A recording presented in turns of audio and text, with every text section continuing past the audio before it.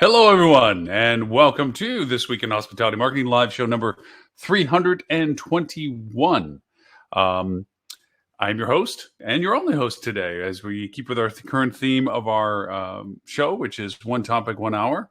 Whether we run the full hour or not is a question mark, but at least it's an hour right now. So far, we've been doing pretty good about running an hour each day with interruptions of our drinking coffee, since it's only me talking at this particular point. I do want to remind those that are on all of our platforms, we are simulcasting, as always, on multiple pages on Facebook. For those that are catching us in the APAC region, Asian Pacific area, and also for the EU, thank you for, as always, the amazing fact that people will watch us at very strange hours. Thank you for following us on that. We're also on Twitter, even though they just changed their Periscope platform. We're also on LinkedIn. We are also on Facebook, LinkedIn, YouTube. LinkedIn. I think YouTube. That's the one I was missing. Plus, also, for if you are much more in the comfort of watching it on TV, we are on our own TV channel, a legitimate TV channel. It's called the Hospitality Channel.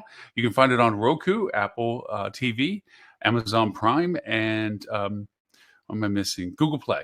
So for some reason, I'm spacing out. Actually, because the topic today is a hard one for me. Hard because I went through in the research for the presentation today, kind of a devaluation as to what I perceived as PR and my historical bias towards PR to its current day iteration. And I spent time watching other presentations about PR from PR and the muddled mess that it seems to have created for itself. So if you don't mind, I'm going to go back a little bit in time to where we've come to this point. PR before digital media was a business that basically constructed the communication for businesses or for people, celebrities, personalities, whatever. PR was the mouthpiece, as it were. They were the ones that took the activities of stuff and the goals of the company and so forth and translated that into the mediums of digestion for everybody else that consumed it. Back in the day, it was TV, radio, newspapers, magazines, articles, so forth. And they were the ones that wrote and created the aura or the entity of the companies that they represented. It used to be that they were the authority when it came to understanding what the company was or wasn't doing. If any news media was to go over and ask what the ABC company was doing, they were usually directed to either the internal PR office, communications office, or to their agency that was handling it. They were the ones that also sat back with the company to evaluate their market presence, who they were in the market, by the way they speak of themselves, the way they project themselves, the creative collateral that they use to represent themselves. PR was a very strong influence to that. And the real strongest aspect of PR was their network, their integration of people that they knew in different places, primarily journalists, the people that were the gatekeepers of the distribution of media. Now, keeping in mind that journalists at that time researched exhaustively. They were paid. There was floors of people in big buildings that were all reporters and journalists that worked their way through the ranks to acquire the ability to publish their writings in a newspaper or in a magazine, or to be represented in content on a TV channel or radio station news. And so it was a very large organization. Now, we know historically that as digital media has grown and progressed, it decimated the typical paradigm of what they used to do and how they used to do it. So many journalists no longer had income jobs. And there was this whole wave of blogging, which was a way of using the digital medium and saying, okay, well, since I don't get paid to write articles anymore, perhaps my value as to what I was educated in can create content and the people will be interested in it. The problem was that they didn't get it monetized well. People weren't willing to pay for content that was pretty much being handed to them for free. And the newspapers and news media are still struggling with this monetization of their content. So how does that change PR? Well, PR kind of shot themselves in the foot early on. As the digital medium began to expand, their relevancy began to wane in their use. Where before they had exclusive communication with the CEOs or C-level suite of people within a company as the de facto person that said, gee, I think we should do this or that. All of a sudden they're sharing space with now a marketer, Somebody says, well, we can do this and we can put this and we can go to this channel, we can do this kind of thing. And then all of a sudden they were part of a consensus rather than a lead content. And so they decided, most PR agencies did, that they needed to adopt digital marketing strategies. We can do that too. They're not unique. We can do this. We're going to hire somebody that does exactly what they do. And some of them were successful in the transition of what they used to do traditionally as PR into a more digital medium space. But most of them failed. A lot of them went in the way of the travel agents. It's not that they aren't a critical, valuable component to an industry. They just diminished in their numbers. The herd reduced, as it were. And a lot of the PR agencies really are digital media agencies. The PR aspect of it is really just a component of the communication messaging that they provide. Here's where I begin to come into my personal opinion about this, if I haven't already shared enough of it already for this. PR, in their form, is one of two things, and the half of it can be handled by digital media, and that is broadcasting, getting it out to the masses. What marketing has done, in its more historical sense, is it has allowed everyone to have a chance to be on a podium and speak.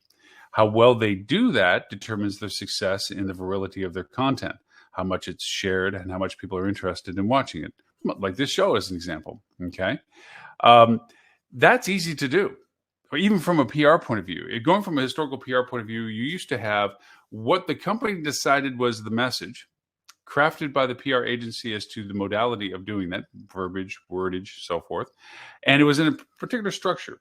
Main bullet title, just like a news article.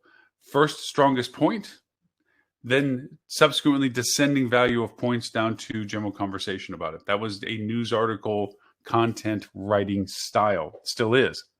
That's how PR was. And then at the very bottom, what was called the boilerplate, which was who we are, what we are. And it usually was, we're an integrated company, but it had a lot of nice, fun words about how great the company is and how amazing it does all of its choices and so forth. And that was called the boilerplate. That was a PR piece.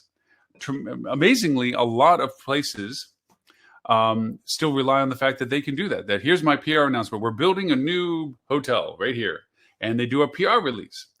Well, that's broadcasting. And that can be done by just about anybody. Any one of us can go to Business Wire, PR Wire, pay a few $100, segment it out to geographies and industry categories and so forth, and it gets distributed.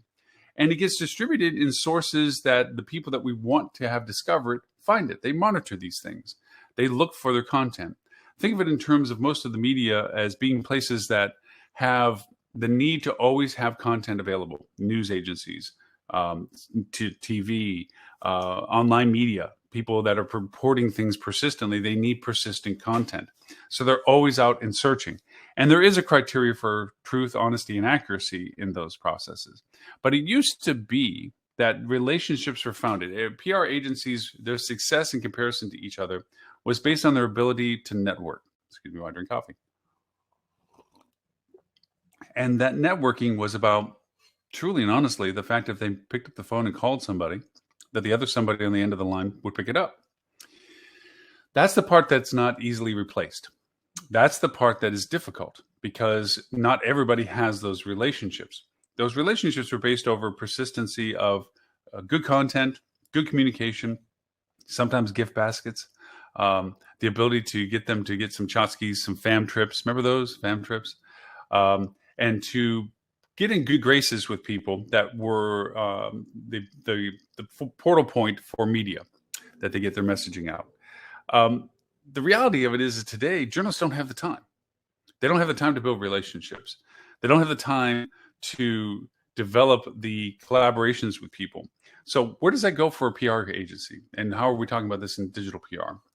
Digital PR is about getting content out to the people that will then find it valuable to redistribute it or distribute it to a larger medium than what you yourself could do. That's truly what PR is. And it's almost a flip of a coin saying marketing. The only difference between marketing and PR in this context is that marketing is trying to ultimately sell you something at the moment of the communication, or at least driving you towards a purchase, where PR is more driven towards branding, representation, realization, and awareness. They're not necessarily trying to sell you something. Inadvertently they are, and indirectly they are, but their not main purpose is buy now, hit the blinky button. Theirs is more about, look at how cool we are, what we are. Don't you want to be associated with us? Find out more, click here. So the modality, at the point that I'm trying to make, is about the same. If we take the modality about PR and marketing as being relatively the same, the value proposition of PR is changed dramatically over the past 10, 15 years. Let's just say past 10 years. Let's say the past 5 years, really. Most PR agencies, and I say this firsthand because I was asked and tasked from one of my clients to go find a PR company that was relative to the local market of what will be a new business. And they decided not to deal with their national PR company, who is completely capable of doing the things that they do. They wanted to get more of a on the ground local perspective PR firm that would be able to augment this new business in their market. They were new to the market. They were investing millions, as we all can understand, in building a brand new hotel in market. And so they wanted somebody that was very familiar with the market to help them navigate the conversations locally that they would need to navigate so people saw them in the best light possible. Sounds very like a PR alley. So me looking into it, I found through search about 20 PR firms that were operating in this market. 12 of them, going to their websites, was all about their digital marketing prowess, their digital ability to promote you. Nothing about their PR and their history of local market or what they trying to value. They were just talking about how well they basically were a marketing firm under the veiled umbrella of being a PR agency, or at least optimizing themselves to hit the PR agency market if you were to search for it, like what I was doing. Out of the 8 that were more still talking about being a PR firm, about creating relationships and all this other stuff into the market, I contacted all 8 via online. 4 replied back. Out of the 4, and I gave them 3 to 5 days. I was not looking to stop watching for 24 hours. Out of the 4 that emailed me back, I called. Out of the 4 I called, 2 returned my call. That's not 20 out of one market. Out of the 2 that I talked to, 1 dismissed themselves as not applicable. They were not related to the field. They weren't that comfortable with it, and they felt that they really couldn't help the project. I give them total kudos for being candid and upfront. But most of the conversation was also about marketing, about what they can do to sell your product, not about promoting the communication of the product. The one that was the last person standing had a focus on what I was talking about, mainly because I was talking about it. It wasn't because they solicited this is what they do and this is their strong point. Instead, they only highlighted the fact that they were capable of what I was asking, but kept referring again to their digital marketing prowess. So what are we talking about when it comes to digital PR in comparison to actual PR? Actual PR in its purest form is, as I mentioned earlier, the ability to create the networking relationships necessary to communicate the methods and purposes of the company that you represent as a PR agency to the best people possible to understand the concept of what it is you're doing and their value proposition to them. I know that sounds like a long explanation, but it's the truth of it. It's the relationship building. It's the presence of market. It's the presence of awareness of being in that market. From that, the PR agency finds value. The PR agencies, as I go historically through this process, jumping back for where they are now to what they were before, PR agencies before used to have the infamous Rolodex, the contacts of contacts, the people that they could flip through and say, this person would want to know what we're doing. I want to reach out to this person because this is worthy of them saying, hey, Bob from XYZ Magazine, I got a great piece that you might want to consider for content and relate if you have an article going about such and such. Those things are really cool. Everything else is something that marketing can do already. And as we're going to talk a little bit about now, all the things that you should be doing in relationship to PR and what the value propositions of this is. So in digital PR, it is a flavor, a variation of what marketing does. It has a different purpose to the project compared to the purpose of marketing projects. And it goes to a larger discussion that I've had before. Marketing in its purest form is communication. That's what marketing is. It's making sure that the information that you're offering about your business is relevant to the people seeing it. how you do that and how you select with the relevancy of those people, what messaging you do, and what is it you're offering are all nuances of marketing. But the purpose of it is communicating what you have for those that may want it. That's it. PR falls into that spectrum of conversation when you say that. This past summer, when we had hand over fist business in lots of areas of our country because of the lack of international travel, the opening of the chance for people to travel before the Delta surge of the later part of the summer, and the pent up demand that was there, we offered what we call back of the door rates at our hotels, and restaurant rates that the whole menu turned into market price because they could, one because of product shortages and what have you. But so we were hand over fisting trying to make up for the lost 18 months. There a lot of companies weren't interested in marketing. As a matter of fact, Forbes put out an article talking about the fact this is the lowest time in their recording of marketing spend history when it came to the top 500 spending on marketing. A lot of companies did not see the need to market when there was so much business, more business than they could actually handle at their front door. So they saw marketing in a very shallow light, which is, if I'm going to market, it's because I'm selling something right now. If I put an ad up today, how much money did I make off of it today? How much did I spend for it versus how much did I make? And if I already have too much business today, why should I market today? Well, that's very shallow perspective marketing. It's not that it doesn't have that effect, but that's not the sole purpose of its effect. The second value of marketing is the ability to communicate with people at whatever point in time they are in the decision process of taking advantage of your product. Think of it as we talk about funnels and so forth. You have the discovery phase, which is, I want to go on a vacation. To the education phase, I want to go vacation here. What's here? To the decision acquisition ZMOT, zero moment of transaction, where everybody tends to market because we can isolate out, okay, if they're interested in us and they're interested in our marketing, they're interested in hotels, let's spend our advertisement at the point where they're actually going to buy something. And that's where most of people cluster their marketing. That's what makes it so expensive, because you're in high competition with everybody else trying to do the same thing. It's very expensive in other regions of marketing because you are talking to a large number of people, traffic that you're paying for, that have no real direct interest in you. They're still trying to figure out what they want to do. So even though they're aware of you and they like you and, gee, that sounds really cool, they haven't decided that that's what they want to do yet. So you've spent a lot of money to make yourself aware to people that never acted on it. That's why it's a lofty area that most brands and OTAs tend to spend in compared to property specific. There. Why do I bring this all up? Because when you're marketing to people to communicate with them, it's not about driving business that particular day. It's about communicating to people that are interested in you at that time to determine when they want to buy from you.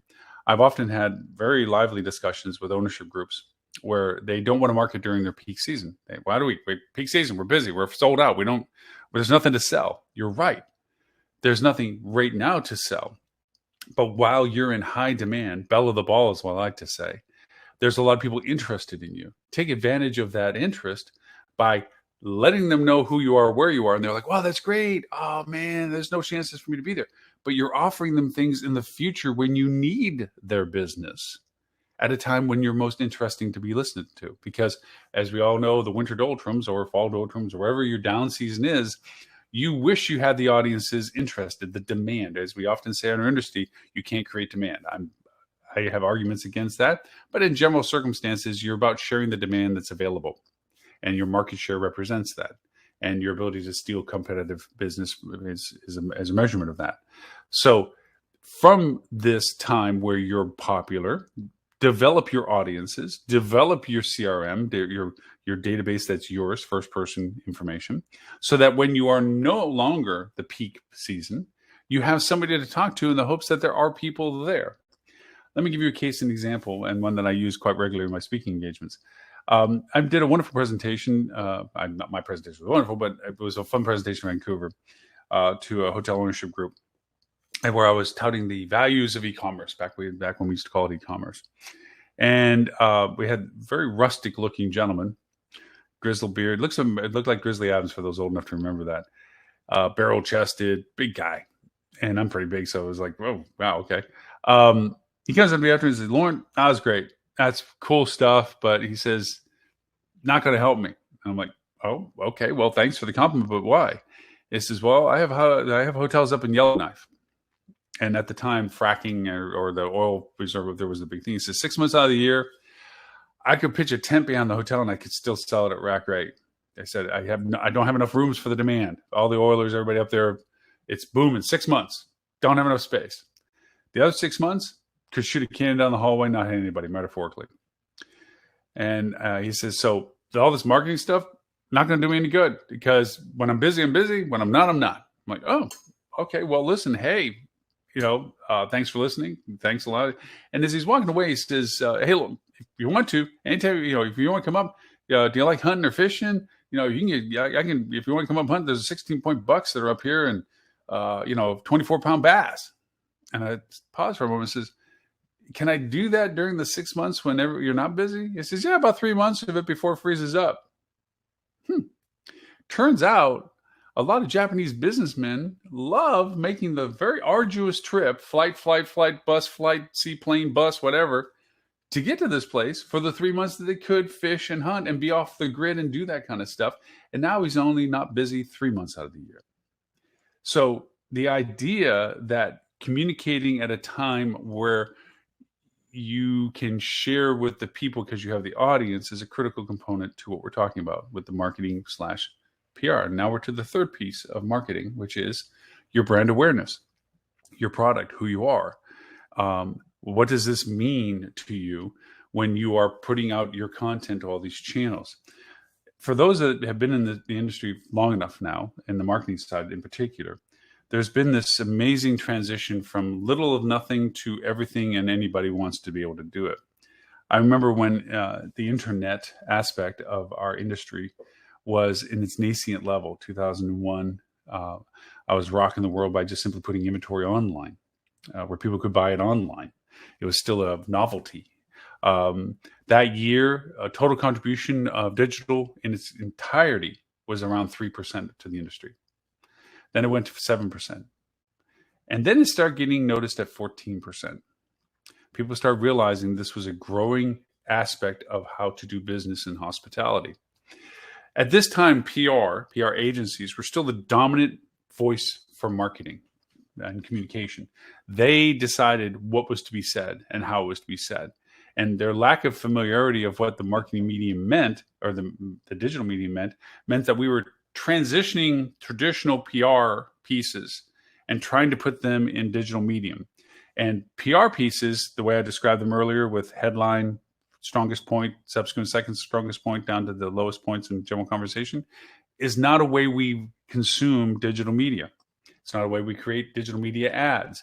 Because, in all honesty, back then, the bandwidth was not capable to put visual medium up, so a lot of it was written. Well, a lot of people didn't spend a lot of time reading what was written, so you couldn't have lengthy discussions. You needed to have market messages, not PR statements.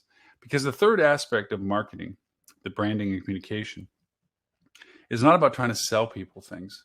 It's about making them aware of what it is that you have and the value proposition it represents to them.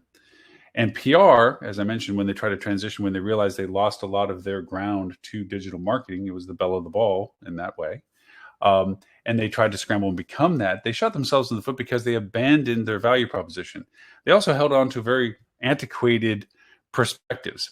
They had this thing that would measure the value impact of the media coverage that you got in dollars if you had to spend it.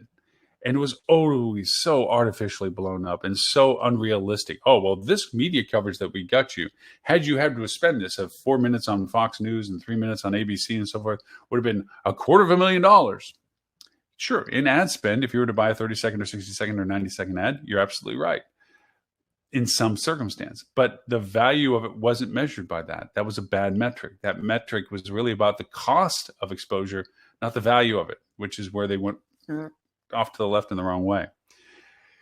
From that, they then tried to go over and manipulate how PR was being effective. Well, we have the relationships that you need. You may be able to say what you do, but we know the people you need to talk to first. At the same time, those people that they're talking to, their world was crumbling. Journalism, news media, magazines.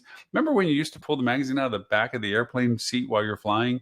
And it was some great content. Really was some brilliant content. And it used to be very expensive to advertise in those magazines.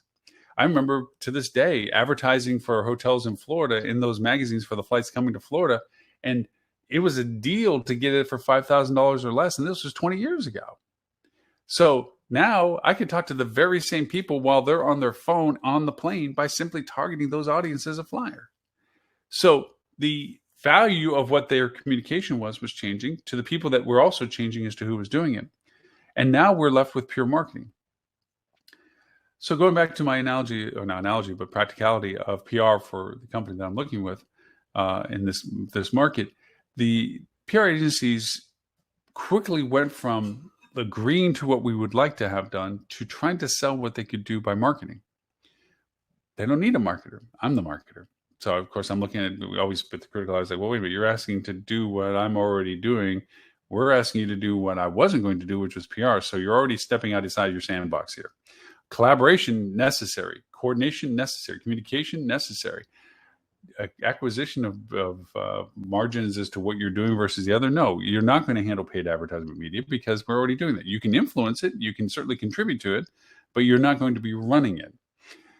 Anyways, the idea of it is that they lost their value because what they were now offering was already covered. They weren't really addressing the value proposition of what PR can still be, and that is the ability to get your messaging out. So now that I've bashed what we've been to where we are now, let me kind of go through some highlights of stuff that I found out of general research that I think might be helpful in your perspective. First off, there are some amazing channels that you can use. And let's break down what PR can be. PR is the ability to communicate as close to one-on-one as possible. One-on-one being what you are to who it is that's listening, not in batches of people.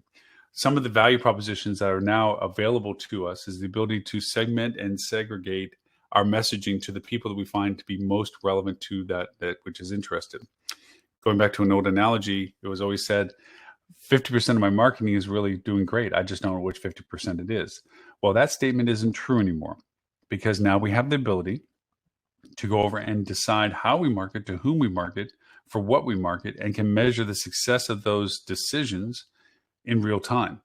We can see that if we launch a campaign that's segmented out to a certain number of people, certain type of people, certain interest category of people, certain persona of people, in a very short order, we can determine whether or not we picked wisely or we start creating variations to that messaging, whether or not we fine-tune what it is being said to resonate better with them. From an ad campaign point of view, when we approach a new project, we do a variety of ad sets and ad campaigns, all with different variations to them. They get launched. In a very short order, half of them disappear because they are not producing at the threshold KPI that we determine. And so the remaining ones that stay also begin to get culled down if they don't continue their performance cycle. They may have responded at a certain level of entry, but they didn't grow or maintain that entry level value. And so we portion out the funding towards the ones that were. What's left that functions is ads that, based on the variations that they were competing against, are now the most valuable ones, producing at the level that we consider acceptable for the expenses that we're doing towards this. That's marketing. PR is a lot about making sure that we identify whom it is we want to talk to, and we have great tools for that. It's often said we had 2 ears for listening, 1 mouth for talking, so we have twice the reason to be listening. And from that, that's the first thing from a PR perspective you need to do. We go in with our businesses with a natural assumption of we know everything about ourselves. And so we have a preconceived notion of what we think our value proposition is. We think we know what we should say about ourselves, when in fact, it's always been surprising when product is put into the market, how adaptive it's perceived and used by people that was never thought of by the developers. Case in point, Apple. Apple went and made the iPhone, and it was a joke. People thought it was the most ridiculous thing. They were taking bricks and duct taping to the head saying, "This, I got a phone," because it was so different and so weird, putting a piece of glass to your head when you had the Motorola Razr flipped open. It was cool, like Star Trek. It fit your to your mouth. It was fun. You flipped and put it in your pocket. Great. Phone worked great. And the iPhone was, so I got a big glass screen. So what, I got bigger buttons to hit the numbers, whoopie doo dah, it didn't go well until the Apple store opened and the App Store. And then all of a sudden, the phone wasn't just a phone anymore. It was a lot of other stuff. And a lot of the stuff that was built and financially successful, those who built it, had nothing to do with what Apple thought it could be. Apple just opened the door and says, hey, this is what it takes to build on this platform, build something. And all of a sudden you have people saying, well, I want to know the weather. And rather than watch the TV before I leave in the morning, I want it to tell me on my thing here. And they did. Or locate this, or map this, or take a camera and a picture. You've seen those old pictures that there's this room full of equipment that used to be separate stuff, from tape recorders to video cameras that sat on your shoulder and so forth. They all crunched into the thing we walk around with. And, there's always these comments that the phone has more brain power, and it does, than the computers that were used to go fly to the moon. And that's an old statement. That's when the phones were way back less than what they are now. It's amazing, the transition of that. Yet we haven't really transitioned our perspective of PR. And going to the idea of what your product is and putting it into market is a lot about listening. It's about being aware of how people perceive you. It's aware of what you think is your competitive set versus those who compare you against others, what they think you're being compared to. And I'll give you another case in point. Running a resort hotel in the Florida Keys, you would think that would be competing with other hotels in the Florida Keys. And that was true. I did. That's your local competitive market. I competed more, however, with hotels in Aspen and Vail than I did with my local hotels. And you would think that's pretty bizarre. They don't have a beach, and they're not tropical, and they're not anything that you are. It wasn't what I was as a product. It was what I was as a entity of decision for a demographic. The people that had the means to decide, gee, do I want a mountain ski vacation or do I want a tropical vacation? And that's the comparison I was fighting the most with, is I had to represent myself at a key element of time where these people were deciding which way they were interested most in. I call it symbiotic markets. They may seem unrelated, but they're very much in competition with you. We all, to a certain degree, have symbiotic markets. Even if you're a limited service hotel in a midstream between point A and point C, you have symbiotic markets because people can choose the path that they travel. And if your value proposition to your path of travel between where they are and where they want to go, compared to where they are, where they could go elsewhere or through another way, that's a value proposition that you can exploit. No hotel doesn't have a value proposition to it. The only ones that have the hardest struggle to that, just to sidebar this for a second, are the ones that were built for a purpose that no longer exists. Because those ones are very hard to recalibrate as to a new value proposition. If your hotel was built by a large company to handle the company's demand of people coming in for training and so forth, and then that company folds, that hotel is sitting by a place that doesn't exist for its purpose of existence. So now the hotel has to decide what other value propositions, if any, that it has in that market now that the purpose of their building was gone. And sometimes there is none. There's that cold hard fact. And other times there's been some amazing retoolings of hotels in markets that should not have existed past their initial purpose, but truly did. So PR had to do with that. And in all honesty, PR has a lot to do with that, because the aspect of marketing, the communication, and the awareness that PR is supposed to bring to the business is alive and well. And the channels that are capable of it, and the ability to segment out the people that you're offering this to is very profound. There's platforms like the one that I use a lot is Awario. It does a couple of things. I'm kind of skipping around a little bit. Let me try to bring this down to functionalities. When approaching a new product, the first thing I do, as I mentioned, is listen.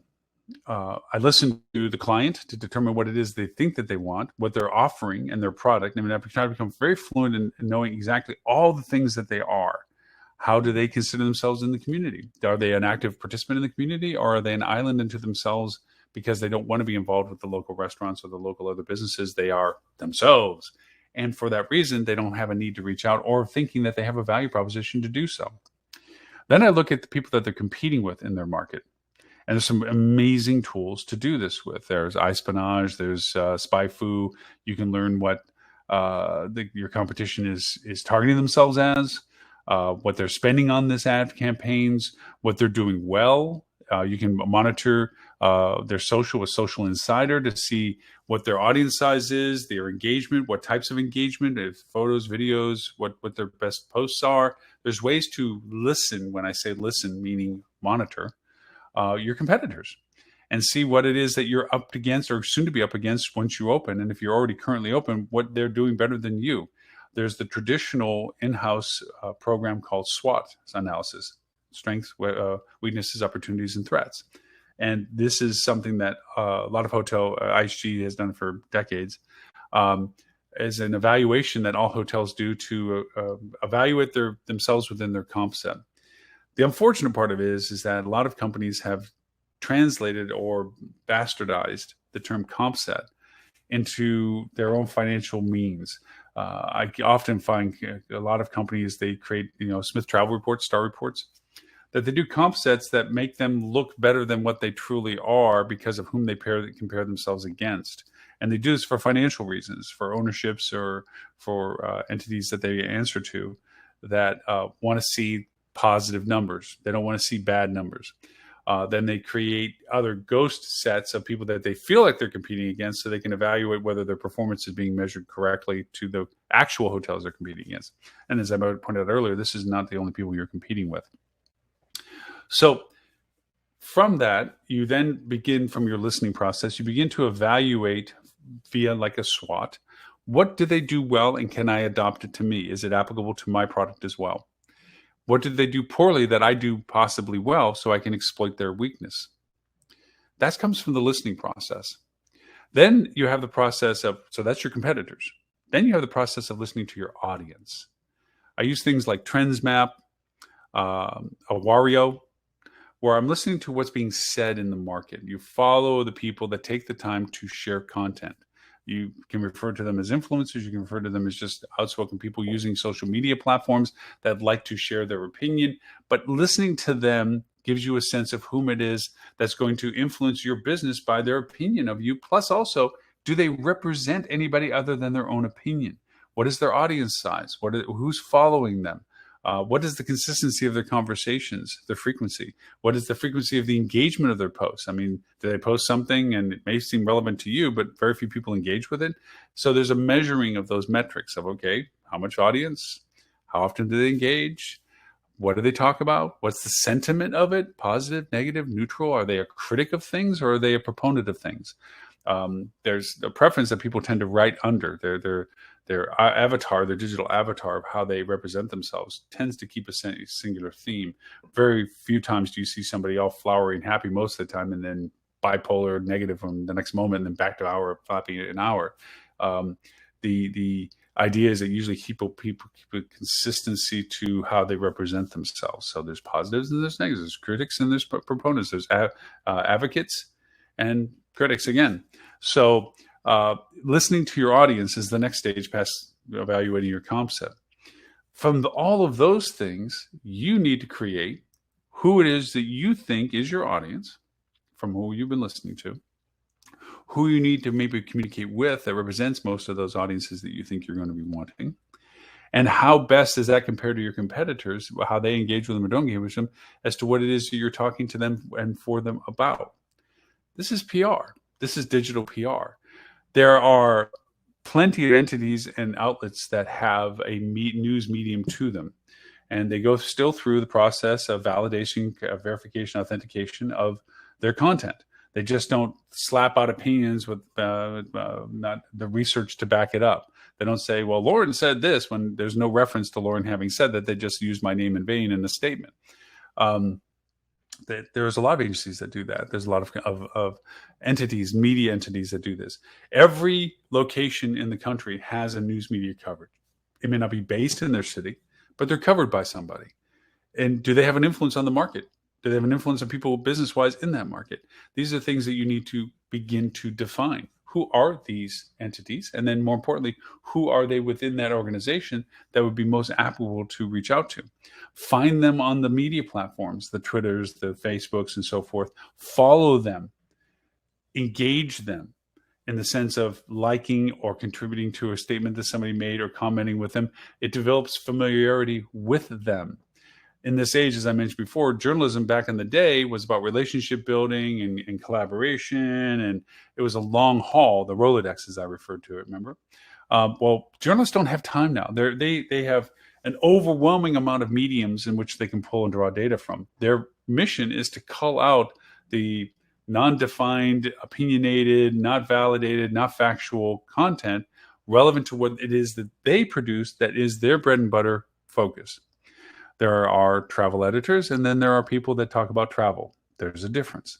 There are people that cover the local market, and then there's those people that are engaged with the local market. Difference.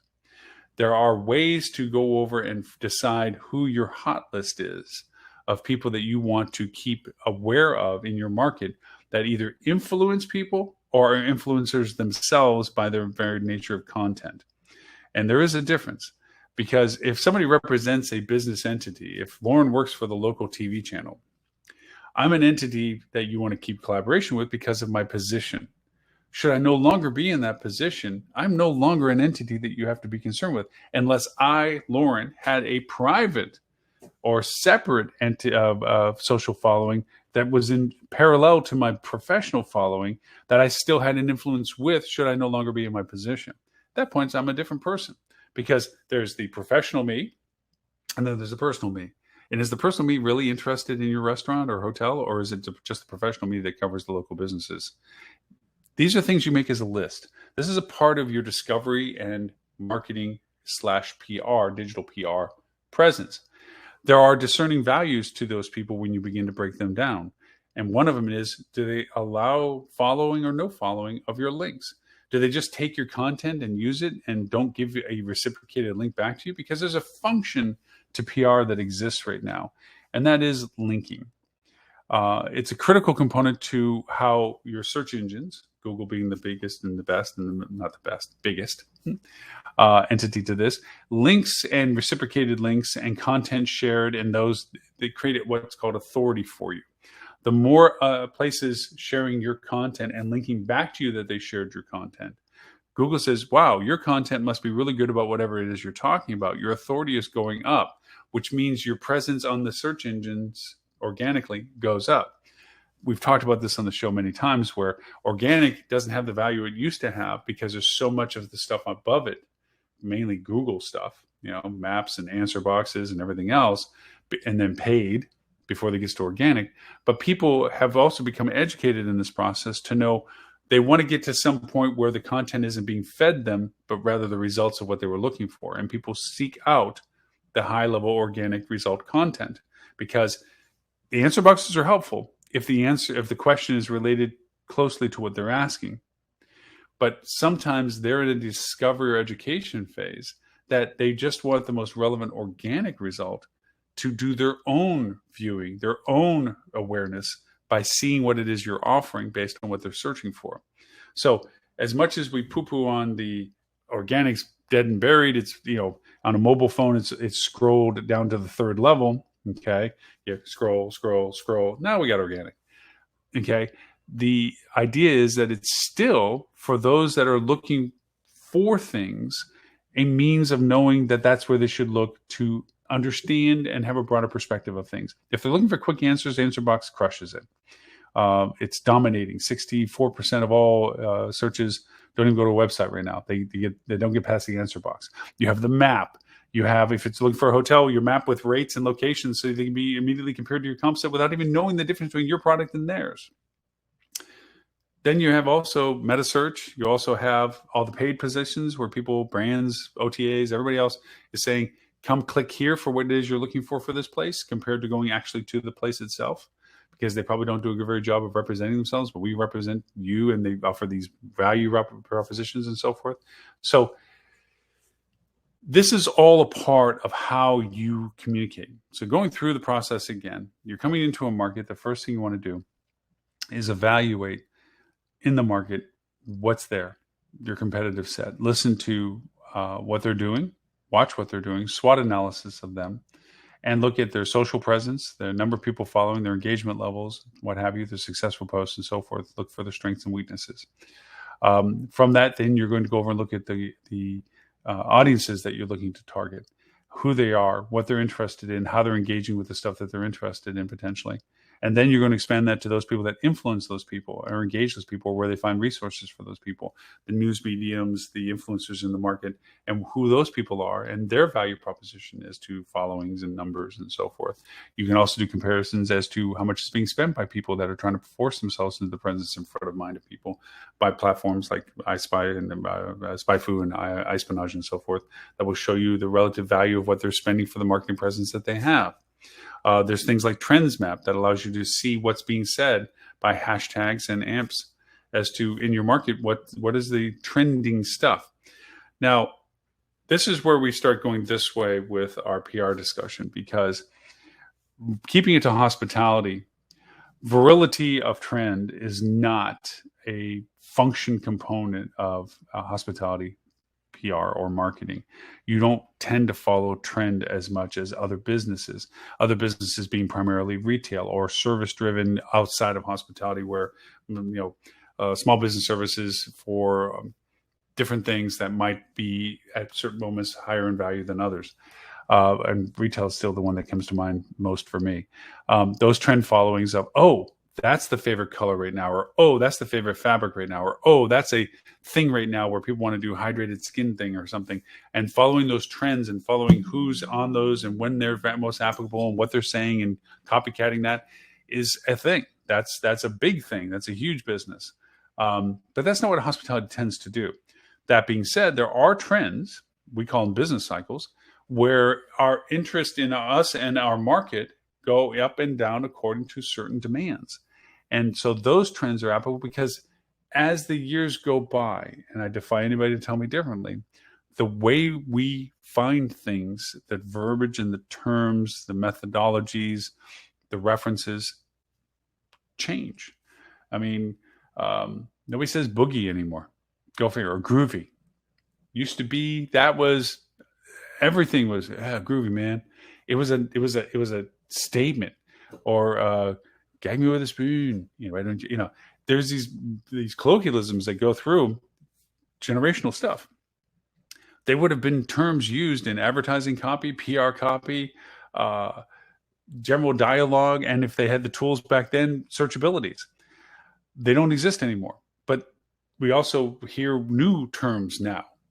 I don't even want to come up because I'm too old to come up with certain ones that I don't follow very much. But anyway, the idea of it is that how people perceive what they're looking for changes to the currency of what they're using as terms and ways of discovering them. There are constantly different influencers. It's amazing. I watched the morning shows only from time to time now, and they tell such and such artist is coming playing at the plaza. And I have no idea who that artist is. And yes, it's a reflection of my age. But if I were my age younger back then, I would know who that artist was, probably went to a concert of it or whatever already. But I'm not that person anymore. So demographically, we all change. Reference-wise, we all change. Identifying who it is we're talking to makes a difference on how we search for what it is that they would probably be using. To find me in market space, telling me that you're sponsored by that artist isn't going to do you anything. I don't know who they are. And by the same token, if you refer to an artist that the younger people don't remember, and I do, I'm going to be like, oh, wow, cool. I'll go there. I like them, whatever. The idea is you have to make sure you identify with whom you're talking about, which goes back to our digital PR. Knowing who it is you're talking to is a critical component of how you talk. If you're opening a business, as I'm using as my example, because of my client experience recently, you're having to define what you're going to do in PR based on your market demand. Who are you building this building for? And it's about where the location is, the radiant market. It's like a little bomb. Boom, here we are, and then it radiates from it, like dropping a pebble in a pond. These are the most important people locally. These are the lesser important people. These are lesser important people. These are the people that might want to know about, but that's about it. Well, it goes beyond just the geography. It goes on to the demographics. Business owners versus business consumers. Retail versus non-retail. Corporate versus not corporate. Transient versus not transient. Smurf versus not Smurf. These things are based upon, do you have meeting space? What type of hotel is it? What scale is it? What audience are you attaining to? What's your rate expectation? Determines who it is you're going to be talking to. If you're a $500 a night hotel, you're not going to talk to people below an income of $150,000. Actually higher than that, but let's just be nice. They don't have the expendable income to do that for you. They may have aspirational stays, sure. There's and people that will go over and spend their last dime to have that experience, hopefully, if you can give them for that kind of price. But more likely, the people that are going to pay a $500 ADR are people that have an income level that's going to sustain it without them being in crisis mode for doing so. So that now creates a demography of people.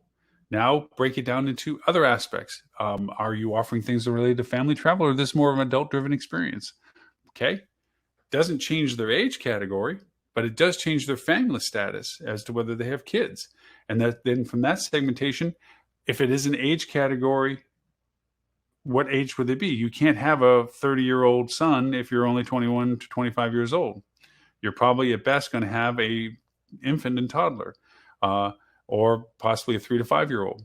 So age of family goes along with age of parent for the most part. Grandparents turn into a whole other transitional thing. Do they have kids that are toddlers and 3 to 5-year-olds that they're their grandkids? So there's an aversion to that.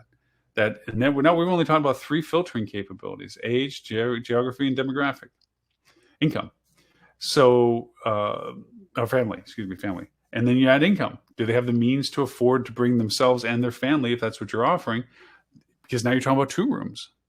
And can they afford that at that level? And is it the whole family going? Is the grandparents paying for the whole family because the parents can't afford it at the level that you're offering?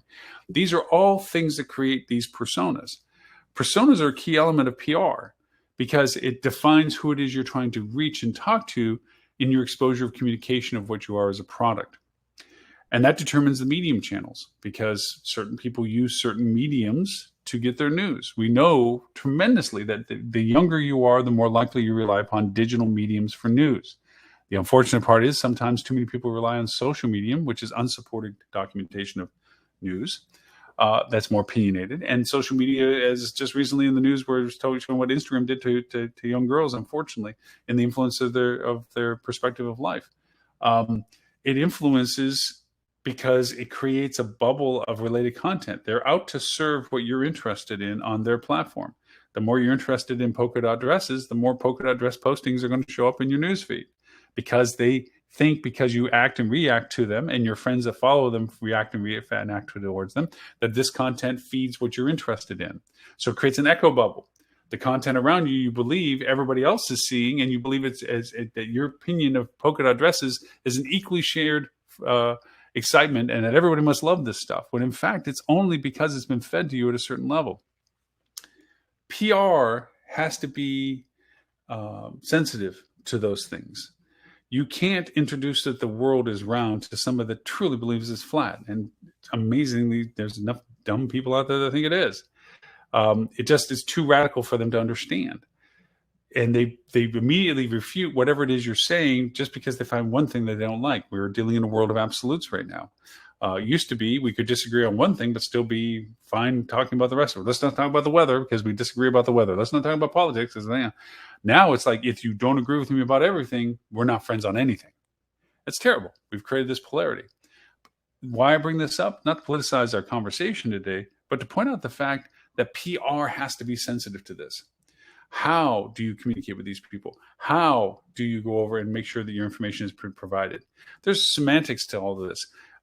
It's going back to the linkage. There's mechanics to this, where if I'm going to share content with mediums, I want to share first content with mediums that share it back with me, because that gives me an immediate higher value of relationship. If they do a follow instead of a no follow on their website, their content that says, here's our content about what Loren said, and here's the link back to Loren's site, that's much more valuable to me than to a property that says Loren said this, but then there's no information about how to find out where Loren is, or how to talk to Loren, or what article you're talking about that Loren just said. So high value propositions in comparison. There is a host of other ways to consider how to approach PR. one of the biggest things is don't get fixated on your own self-awareness, as we mentioned about. A lot of times, and this is the bane of ownership, and I make a joke about this all the time. Ownership believes what they believe. They believe what they're doing, and they believe in what they're doing. Unfortunately, they're the only ones that do. They love, and this goes back quite a ways, putting a picture of the front of their hotel's porte-cochere on their website. They think that's a beautiful picture. That's our hotel. That's us. Reality is nobody cares. Nobody wants it. They'd much rather show me a picture of my room or cool stuff I should be doing or the pool or people having fun at the pool. And if you think back to what a lot of websites used to go through, every picture of the building or the business, there's no people in it. Here's our pool. Pristine, beautiful, isn't it? And there was a whole website that got developed discounting the stylized pictures that hotels would do of themselves when the reality was way different. Here's our beautiful pool overlooking a totally empty beach. Yeah, the reality of it is that beach is freaking packed. The pool is really small, and there's a big old tall building right next to it throwing shade on it that wasn't in the picture because it all got photoshopped out. So reality versus perspective was a problem. It's much better now to show people using your product, people laughing, smiling. And to that end, there's also a limit. Beautiful people giggling with the perfect little child and the perfect little food and the waiter that's smiling and the bow tie. People just see through that now. They're just like, you think that I'm going to believe that's how it is when I go to your restaurant? No, it's not. And then now we had a problem of when and how we addressed the whole pandemic. Did we still show pictures of people now not socially distanced, not masked up? Is that a poor representation? Well, if anything, it was an outdated representation because that's obviously not the reality of what's currently now. So is it bad and we need to pull all those pictures? And if so, what do we put in their place? And then if we did put pictures of masks and people socially distance, there was a lot of companies over the summer that when we were trying to get past the pandemic, like, oh, it's over and the big bad bitch is dead, they wanted to yank those pictures back out. Let's get rid of those. We don't want to remind people of that. We want them to come and enjoy themselves. Okay. But then when the Delta variant hit again, did we just flip the switch and go put it back in? No. Let's just keep on to this. And you have to wonder, it's like, is that truly what you want? Are you being truthful to your audiences? They know what you're doing by not doing what you're showing. By showing us those people, our actors and actresses looking all happy, sitting down with a meal being handed to them by a bow-tied waiter that's happy with life as well, knowing that they see in the news that staffing is under shortage, the rates are super high, and the hotels aren't telling you until you get there that the restaurant isn't even open, and yet you're paying back of the door rates. For those that know what that, right on the back of the door is the highest rate legally you can charge, and so you are. That your amenities aren't available, your service staff is overtaxed, the people at the front desk are less than pleasant. They're certainly not smiling. They're waiting for you to show up at the front desk. They're tired and exhausted and just wishing you just get out of their face as fast as possible because the company can't solve the problem of logistics like they were hit with, legitimately or not. And some of them restrain from actually doing it and cause themselves tremendous harm to their credentials, their credibility, which brings us to a closing conversation as to social engagement. Where does that land in PR? Because social engagement and contact and communication with your guests is a critical component to feedback that you need to know whether you're resonating with your messaging to the people that are using your product. How is your consumer sentiment in that? How is it that you can engage with them? How quickly do you engage with them? How well do you respond to people? How well does your team and staff react to them? It's now shared openly with people, and they don't have to be media specialists and journalists to do so. They can simply just get on the platform and on their soapbox and on their own social media, bash the bejeebers out of you because of their poor experience with you. And they do have an audience. It's often, and I use this in my conversations on speaking engagements quite a lot, Facebook historically said that on average, all of us have at least 300 followers. And those 300 have 300 and so forth. So the virility of sharing just in one or two distances of communication, of me sending it to people that follow me and those people sharing it to themselves, you can reach very large numbers of people very quickly with an opinion about something. And so we all have to be mindful that consumer sentiment is a key component of our PR relationships. It's one thing to say, this is us, a shining example of goodness and happiness, and yet all the sentiment about our business is terrible. And people look and see that we're 2 stars, 1.5 stars, worst place ever, blah, blah, blah. And yet we're touting ourselves as just walking on water. There has to be some acknowledgement to our overall digital persona of our business online, which is related to PR. So with that, we're at our hour. Thank you very much for those that have been listening and participating in comments that I did not answer back. My apologies on all the platforms that we are sharing on and TV for those that are watching us on TV. Thank you for doing that as well and subscribing to our channel. For those that want to get in communication with us and share comments or suggestions of content, we will begin to progressively add and introduce our co-hosts based on their scheduling of opportunity for them to take over a show and bring in their own co-hosts with them. Again, keeping to the modicum of 1 hour, one topic. We'll keep with that. I think also I'm going to begin doing a little bit more show and tell, where I might do some screen shares and talk through bullet points a little bit so that there's more concise rather than just hearing me talk, but actually some visualization of what I'm talking about. I've had a couple of suggestions of that saying, Loren, you have great content. Thank you, by the way. But we'd like to have some takeaway notes and stuff like this, which are always in our show notes that we have available on all these platforms, YouTube in particular. Our TV channel, hospitalitychannel.tv, you can go to. It's 24/7 TV channel online, but you can go to talktravel.tv, which is our representation of our app, Hospitality Channel, which is on Apple and Android, as well as TV channels on Roku, Google, Apple TV, and Amazon Prime. And you can subscribe to our channel there. We are going to be growing more content on the paid side of it. It's $4.99 a month. Much like Netflix, it goes in. There's a different content that you can pick and choose from, food and beverage, software and services, hotels. There's going to be some training sessions coming up. I have 2 training sessions that are rolling up on the TV channel. One is hospitality for non-hospitality professionals, which is literally educating people like digital marketers and people that have not grown up or worked with hospitality, how the hospitality industry works. We're teaching them what hospitality is. How do we designate hotel types? And what do we mean by this verbiage and that terminology and what have you? So we're educating them. That's a training module that you can get on the TV channel.